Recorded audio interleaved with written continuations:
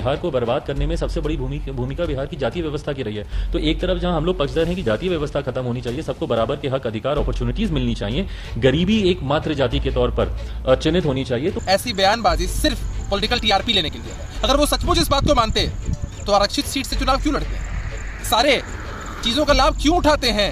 आपको तो आगे आकर इन चीजों का लाभ नहीं उठाना चाहिए था। कि आरक्षण एक आग है, इससे जो खेलेगा जल जाएगा। और अगर चिराग पासवान जी को ये लगता है कि आरक्षण की वजह से, जातिगत आरक्षण की वजह से बिहार बर्बाद हो रहा है, तो सबसे पहले उनको जनरल सीट से चुनाव लड़ना चाहिए। दलितों, पिछड़ों को मिले आरक्षण को कोई समाप्त नहीं कर सकता है।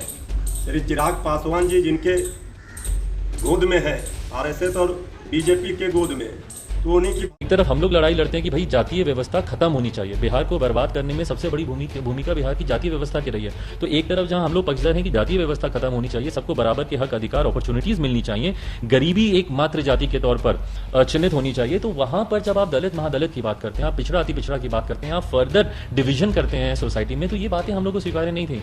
मैं कई ऐसी तस्वीरें आपके साथ साझा कर सकता हूं जहां पे पापा इन्हीं सब चीजों को लेकर सड़क पर उतर कर नीतीश जी का विरोध कर रहे हैं, उनके साथ उनके खिलाफ अपनी बातों को रख रहे हैं। तो कभी भी हम इनके पापा भी इनकी नीतियों के कभी पक्षधर नहीं रहे, मैं भी कभी नहीं रहा। चिराग के बयान के बाद बिहार में सियासी आग लग गई है। सभी पार्टियां जो है चिराग के बयान का विरोध कर रही है और इस पूरे बयान में चिराग ने खास तौर पर नीतीश कुमार को टारगेट किया, कहा कि वो दलित महादलित करके फूट डालो और राज करो की नीति अपना रहे हैं और इसी नीति के तहत मेरे परिवार को भी तोड़ दिया है। भारत के संविधान में आरक्षण की व्यवस्था इसलिए की गई ताकि पिछले पायदान पे खड़े लोग, पिछड़ा अति पिछड़ा समाज के लोग या आर्थिक दृष्टिकोण से जो लोग साधन संपन्न नहीं है, उन्हें मौका मिल सके, वो आगे आ सके। आदरणीय नीतीश कुमार जी ने भी समाज के हर एक वर्ग के लिए बिहार में काम किया है, लेकिन चिराग पासवान जी की तरफ से ऐसी बयानबाजी सिर्फ पॉलिटिकल टीआरपी लेने के लिए है। अगर वो सचमुच इस बात को मानते तो आरक्षित सीट से चुनाव क्यों लड़ते हैं? सारे चीजों का लाभ क्यों उठाते हैं? आपको तो आगे आकर इन चीजों का लाभ नहीं उठाना चाहिए था। आपके पास तो साधन और पैसों की कोई कमी नहीं है। चिराग पासवान जी ने इस तरह की बयानबाजी लगातार चुनाव में भी की थी नीतीश कुमार जी के खिलाफ। क्या हश्र किया जनता ने चुनाव में, सबके सामने है। और अभी भी अगर इस तरह की बयानबाजी करेंगे तो सचमुच राजनीतिक अस्तित्व समाप्त हो जाएगा। जो लोग आरक्षण के खिलाफ हैं, जो लोग आरक्षण पे लगातार आपत्तियां जाहिर करते हैं, वैसे लोगों को मैं बता देना चाहता हूं कि आरक्षण एक आग है, इससे जो खेलेगा जल जाएगा। और अगर चिराग पासवान जी को ये लगता है कि आरक्षण की वजह से, जातिगत आरक्षण की वजह से बिहार बर्बाद हो रहा है, तो सबसे पहले उनको जनरल सीट से चुनाव लड़ना चाहिए।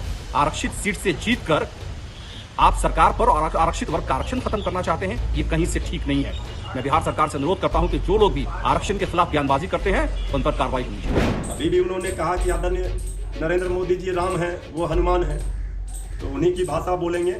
लेकिन हमारी पार्टी, हमारे नेता आदरणीय लालू प्रसाद जी, तेजस्वी यादव जी ने तो स्पष्ट कहा है कि जातीय जनगणना प्रकाशित होनी चाहिए। दलितों, वंचितों, शोषितों, पीड़ितों, पिछड़ों को आरक्षण के लाभ से कोई वंचित नहीं कर सकता। ये ठीक है कि हम जो गरीब हैं, उच्च जातियों में, उनको भी उनका हक मिलना चाहिए। लेकिन जो बात श्री चिराग पासवान जी कह रहे हैं, इस बात से हमारी पार्टी इत्तेफाक नहीं रखता है। हम चिराग पासवान जी आरएसएस और बीजेपी के गोद में जो आरक्षण विरोधी शक्तियां हैं, उनके गोद में बैठ करके इस तरह की भाषा